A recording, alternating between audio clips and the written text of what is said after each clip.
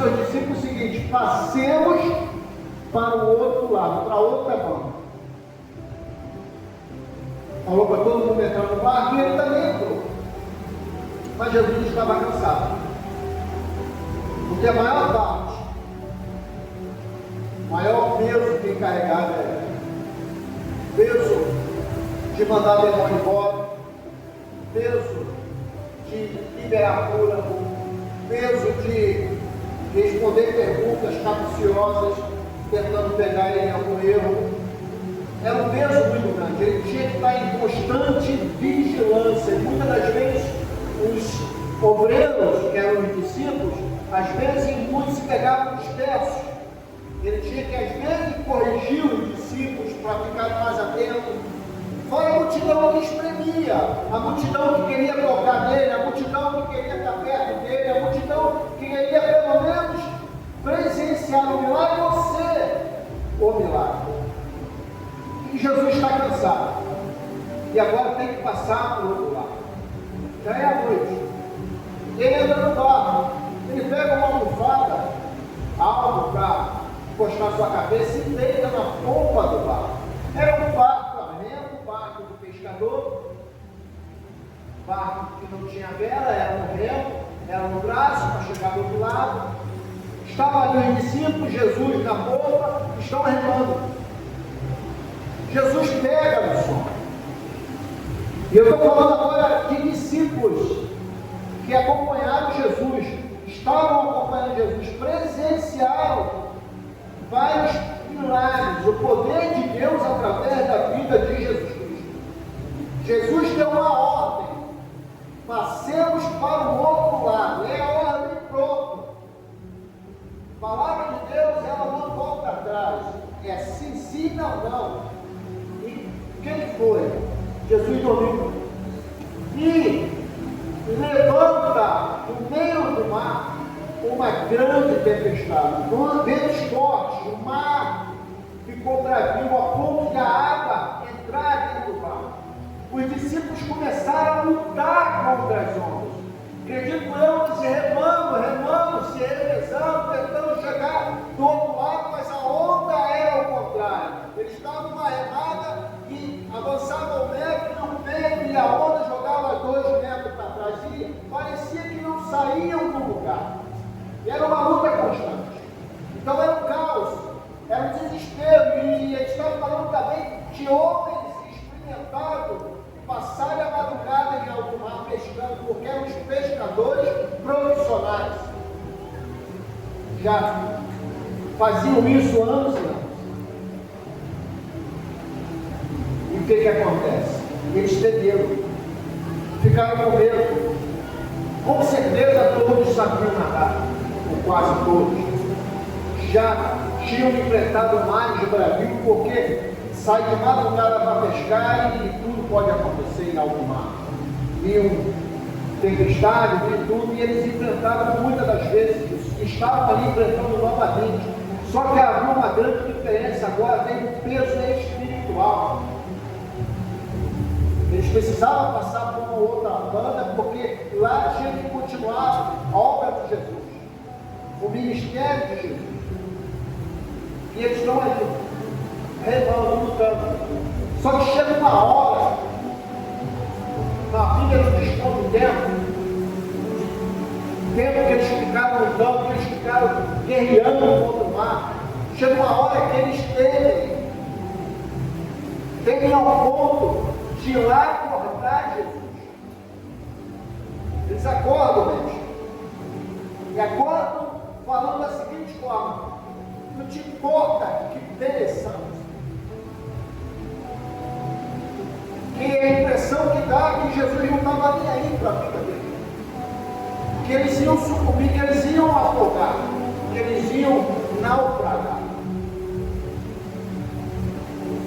O grande problema é, e eu quero trazer isso para a minha vida e para a sua vida, é que muitas das vezes nos pegamos assim, nos encontramos assim, em um alto mar, com as tempestades muito fortes, ventos ao contrário, parece que te rema, e não sai do lugar. rema e não sai do lugar. Já viu quando você vai para uma praia que a onda está forte, que você começa a nadar, você nada, pensa que você saiu do lugar e quando tu olha, você no mínimo está no mesmo lugar. E você já está cansado de nadar e não sai do lugar porque a onda é o contrário. E tu parece que tu está abafando. Hoje eu nadei pra caramba. Quando tu olha, tu está no mesmo lugar. Porque parece uma luta desigual.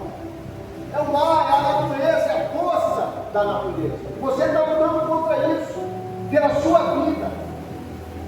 Só que nós também, muitas das vezes, nos encontramos assim, estamos lutando pelo nosso propósito, pelo nosso objetivo, pela nossa família, pelo nosso ministério, pela nossa saúde, pelo nosso trabalho, emprego, pela nossa vida financeira. É uma luta constante, diariamente. E estamos ali remando, e o vento vem ao contrário, as ondas são bravias. Tenta fazer de tudo para a gente desistir.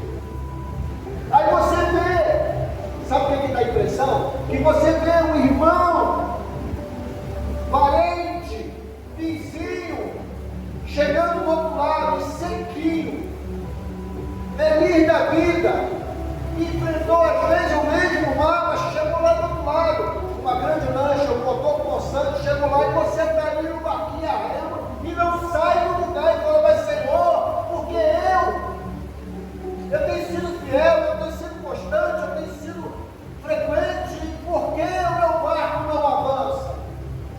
Por que as coisas não acontecem? Por que a porta não abre? Por que a cura não vem?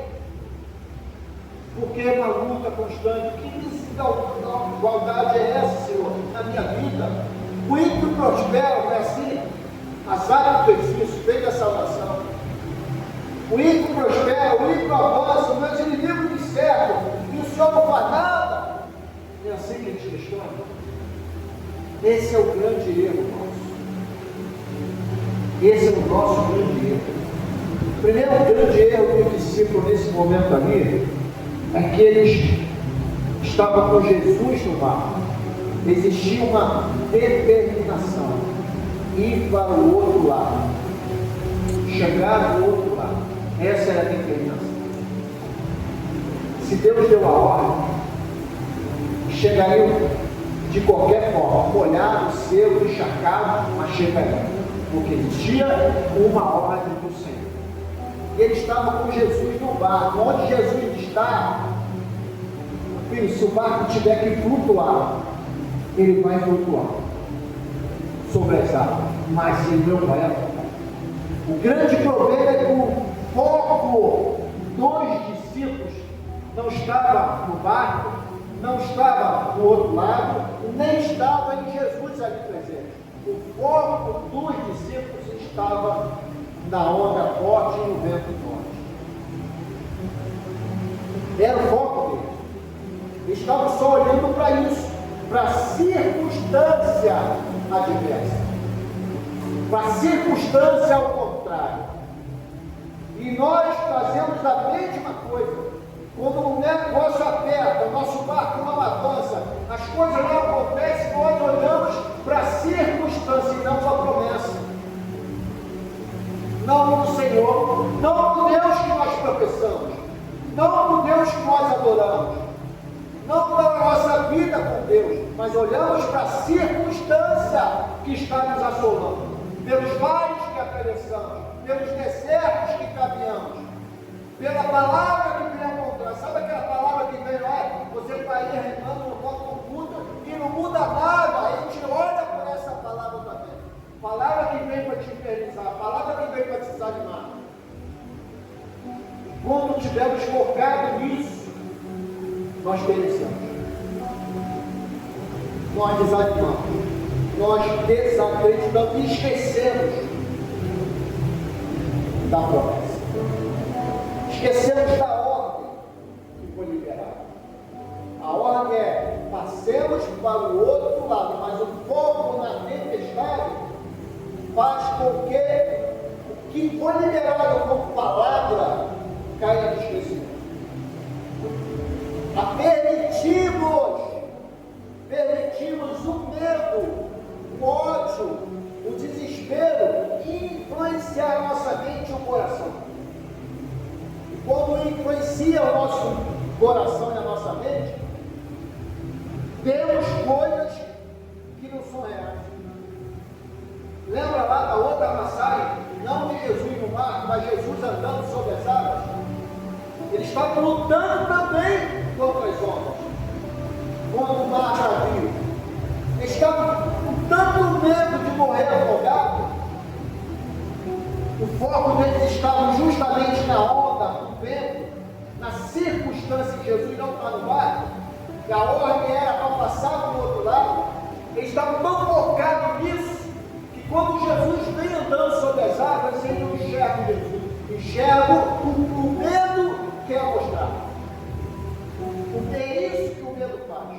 O medo, quando o Senhor está dizendo o seguinte, você é mais do que vencedor, o medo diz o seguinte, você é um derrotado. Quando a palavra do Senhor diz que você vai conquistar, o medo diz o seguinte, todo mundo conquista menos você. Porque o medo ele veio para ser contrário à promessa e à palavra de Deus. Ele tenta buscar aquilo que nós tomamos como bandeira. Nós declaramos Jeová, é o meu Jeová de si, Senhor é a minha bandeira. Mas quando o medo vem, porque estamos focados na tempestade, nós já não temos mais Jeová de si como nossa prioridade. Já tememos, já questionamos, será que Deus mesmo mandou ir para o outro lado? Será que Deus mandou eu ir para lá? Será que Deus mandou mesmo eu fazer isso? Questionamos a ordem de Deus. E quando questionamos, aí esquecemos de tudo que Deus fez. A nossa mente ela se torna uma mente curta, já não lembramos dos milagres passados que o Senhor realizou, já não lembramos mais do que Deus fez, dos livramentos, das portas que se abriram, das portas que se fecharam, das curas que aconteceram, da restauração, dos livramentos que tivemos, das covas que foram fechadas. Não lembramos mais nada disso, porque o medo faz isso na gente. Então, olha só, quando Deus permite, eu falei que a circunstância que eu atravesso revela quem realmente eu sou. Quem eram os discípulos escolhidos por Jesus para dar continuidade no ministério dele? Obreiros do Senhor Jesus, pastor. Obreiros do Senhor Jesus. Caminhavam, aprendiam, tiravam dúvidas, viam milagres, viam tudo. Homens cheios de fé, homens cheios de autoridade, homens ali, ó, vamos para qualquer coisa. Pegou para o Senhor Jesus, pega para as mestres, Pai, pegou para o Senhor, pega para a gente. Mas quando vem o vento, eles se acovardaram, eles temeram, porque eles estavam focados na circunstância. Aí, aqueles homens poderosos, aqueles homens que Jesus podia confiar, que Jesus podia contar, que Jesus podia dormir e descansar, despreocupado, revela que realmente eles eram homens despreparados, mente curta, que permitiam o medo tomar conta da vida deles. Não é assim muitas das vezes com a gente? Quando estamos enfrentando lutas, provas, a gente até professa uma fé inabalável. Não, eu e Jesus sou a maioria. Eu e Jesus, ninguém pode comigo. Tem a situação que eu olho uma circunstância, o medo ofusca a minha mente, encurta a minha mente, eu já não lembro dos livramentos, dos milagres do passado, e o medo ele ainda faz algo tremendo. Ele ainda fala o seguinte: para de ficar lembrando do passado, porque quem vive passado é museu, não é assim? Medo ainda faz isso, para de lembrar do passado, mas muitas das vezes eu tenho que trazer o passado à memória, para saber o Deus que eu sirvo, o que ele já fez e o que ele é capaz de fazer. para de fazer. Aí quando eu entro nessa condição, eu permito que o medo revele quem realmente eu sou diante de uma prova. Aí eu me acovardo, eu esfrio, eu desanimo, eu me afasto, e tudo isso, para tudo isso, eu ainda arrumo culpado. Eu ainda arrumo culpado. Porque quando eu enfrento a situação, foco na situação, permito que o medo invada a minha mente e meu coração, esqueço do que Jesus já fez na minha vida, na minha casa, na minha família, eu desanimo, me afasto, perco a fé, paro de caminhar, esfrio, e para tudo isso eu arrumo culpado. O problema é a igreja que é fria. O problema são os pastores que estão fora da visão. O problema são os obreiros que não estão unidos. O problema é fulano, o problema é ciclano, mas eu não sou capaz de olhar para o espelho e ver que o problema é que o meu eu foi exposto. O meu verdadeiro eu. O eu fraco, o eu despreparado, o eu sem raiz. Porque quando eu tenho raiz, pode vir o vento que for. Eu até posso balançar para um lado e para o outro, mas o vento passou, glórias a Deus, porque eu permaneço de pé. E eu sei que o meu Redentor vive. É isso que eu preciso entender. Os discípulos revelaram quem realmente eram. Quantos de nós, como obreiros, nos revelamos quem realmente somos diante das adversidades, dos problemas, das lutas, das provas?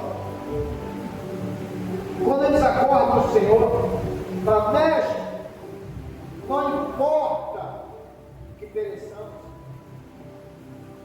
o Senhor desperta, levanta. Eu fico imaginando essa cena. Jesus está dormindo, deitado no almofada. Engraçado que a água que estava sendo jogada para dentro do barco, provavelmente estava molhando Jesus. Não acordou Jesus. Vento, barulho do vento forte, batendo de ponta ao barco, não acordou Jesus. Mas a covardia, a falta de fé, isso despertou. Porque Jesus ensina, Jesus prepara, Jesus mostra tudo. E na hora do vamos ver, eles esquecem tudo. Mas Jesus levanta, chega para o vento e aquieta-te, chega para o mar e acalma. Na mesma hora o vento parou de soprar, e na mesma hora houve bonança no mar. O mar se acalmou. E quando ele fez isso, olhou os discípulos e declarou: vamos ler?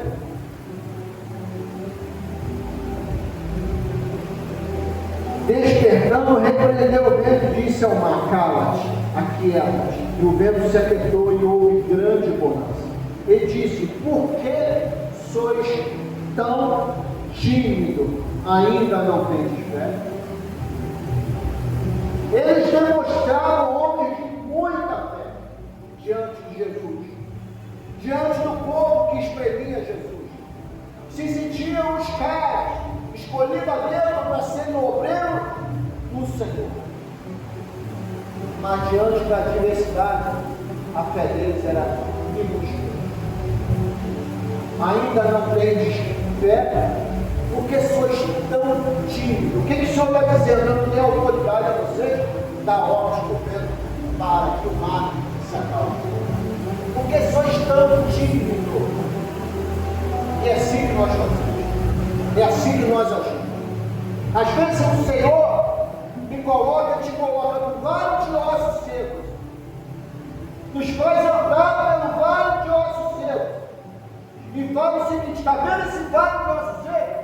É assim que está a sua vida, é assim que está o seu ministério, é assim que está a sua casa, é assim que está o teu casamento. Esse vale do nosso seco. E pergunta para mim e para você: poderão viver esses ossos? Aí muitas das vezes nós falamos: Senhor, eu não acredito, eu não creio. Mas até então, antes de entrar no vale do nosso seco, eu acreditava. Mas quando eu estou lá dentro e andando no meio dos ossos secos, eu não acredito. E o Senhor fala o seguinte: profetiza. Há quanto tempo você não profetiza no teu casamento? Há quanto tempo você não profetiza sobre a tua vida financeira? Há quanto tempo você não profetiza sobre a tua saúde, a saúde da tua família? Há quanto tempo você não profetiza sobre a tua casa, sobre o teu casamento, sobre os teus filhos? Há quanto tempo você não profetiza no teu ministério? E o Senhor está dizendo hoje: profetiza. Essas ondas não podem nos parar. Esse vento forte não pode nos assustar. Profetiza. Porque sois tão tímidos. O Senhor nos chamou para sermos brasa viva. O Senhor nos chamou para ardermos como fogo constantemente, com o fogo do Espírito Santo.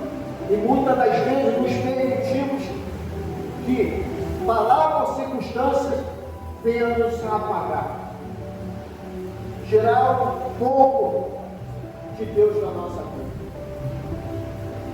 Entenda isso.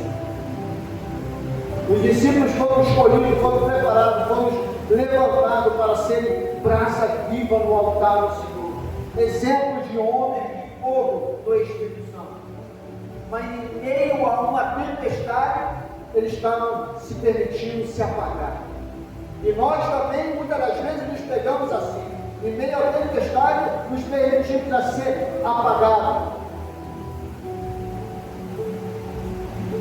Pergunta para esse irmão do teu lado aí hoje: quem é você? Brasa ou carvão?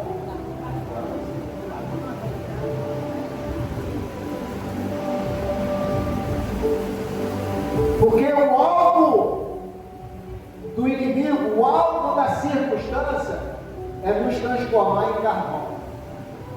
E o Senhor me chamou, Ele chamou para sermos brasa pegando fogo, incendiada pelo Espírito Santo.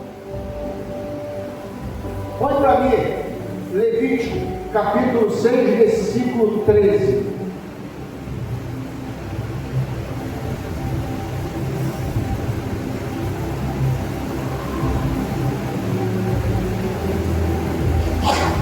Continuamente sobre o altar, não se apagará. Isso é uma lei dos sacerdotes.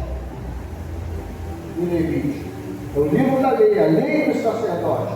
O fogo precisava arder continuamente no altar e não se apagar. É isso, é para isso que Deus me levantou, é para isso que Deus te chamou e te levantou.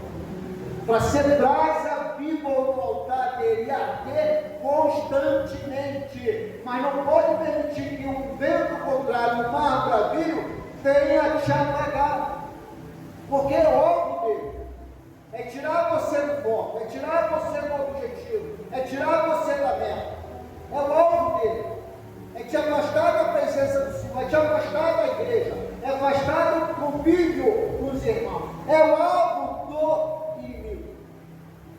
Deus permite isso acontecer na minha e na sua vida, circunstância contrária, mares bravios. Às vezes ele nos coloca no barco, vai, rema. Aí tu pensa que tu vai pegar um mar branco, um mar calmo, que vai ser uma velejada tranquila. Aí Deus envia um vento forte, um mar, as ondas ficam bravios, para revelar quem eu sou, quem você é.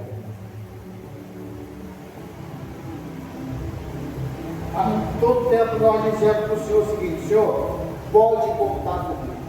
Lembra de Pedro?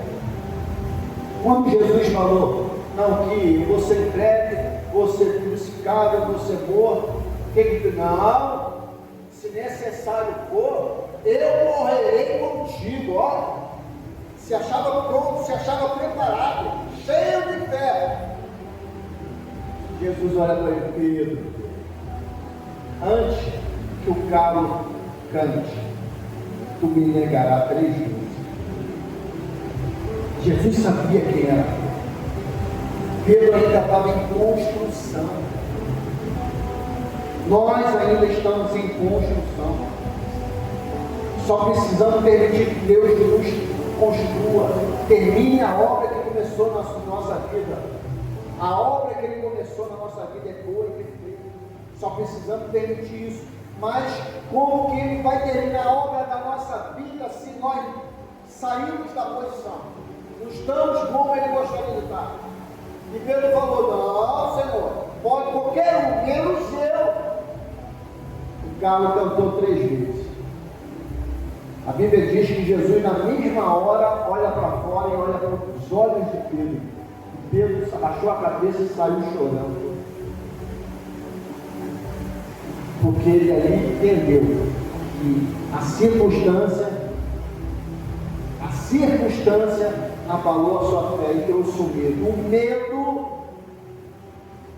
fez ele esquecer de quem era Jesus e da promessa que ele liberou, que ele morreria se necessário fosse.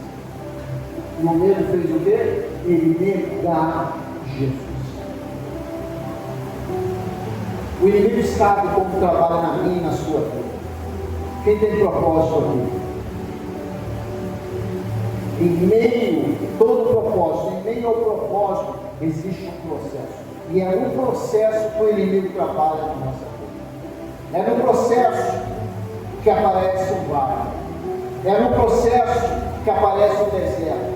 É no processo que o gigante se levanta. É no processo que o mar fica bravio, o vento é o contrário. É no processo que o inimigo tenta te parar. Porque ele sabe que se você alcançar o propósito, a obra que Deus começou na sua vida termina. E você será uma bênção construída por Deus para abalar em fé. Todos nós temos um propósito, mas precisamos permitir que Deus construa. Mas para que Deus construa, precisamos encarar, enfrentar e ir até o final do processo. E não precisamos deixar que Deus, não precisamos deixar que o Senhor chegue para mim, para você e fale: por que sois tão tímido? Ainda não tem fé? Eu não sei o que você está enfrentando. Eu sei que Deus me revelou durante a oração que tem pessoas que estão enfrentando conflito em relacionamento familiar. Conflitos familiares que estão tirando a paz e a alegria. Só que o Senhor quer mudar a sua história. Está na hora de você profetizar no seu casamento. Está na hora de você profetizar na sua casa. Está na hora de você profetizar na sua família. Profetiza. Profetiza a presença do Senhor. Profetiza a queda do inimigo, a destruição do inimigo. Profetiza que você vai chegar do outro lado. Profetiza que você vai alcançar o propósito. Profetiza que você vai vencer o processo. Profetiza que você é mais do que vencedor. Profetiza declarando: posso todas as coisas naquele que me fortalece. Porque quando você declara: posso todas as coisas naquele que me fortalece, são todas as coisas. E nada pode impedir de você vencer. Nada pode impedir de você avançar. Deus permite o mar bravio, Deus permite o vento forte, para que verdadeiramente a gente possa despertar e ver em que posição nós estamos. Às vezes nós pensamos que estamos bem na fita com Deus e Deus está dizendo: sois tímido ainda? Não tem de fé? Está na hora de a gente acrescentar, buscar, ser constante, ser frequente, arregaçar as mãos. Está aí, ó.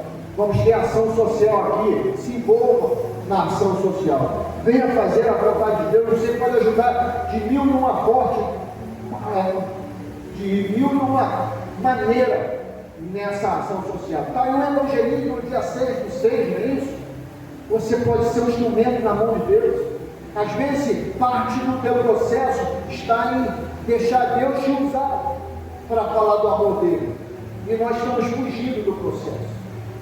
Então, deixa Deus trabalhar, deixa Deus te construir. Às vezes, o tijolo que está faltando para completar o cômodo da sua vida é um evangelismo, é uma ação social, é um empenho, um envolvimento, é um comprometimento. E Deus quer fazer isso hoje. Deus quer despertar isso em nós hoje. Mas precisamos precisamos querer uma mudança, precisamos querer uma transformação, precisamos querer ter mais profundidade e intimidade com o Senhor. Para que no momento que o vento se levantar, eu possa ter fé suficiente para declarar: aquieta-te e acalma. Assim eu profetizo em nome do Senhor. E chegar do outro lado, cantando o hino da vitória.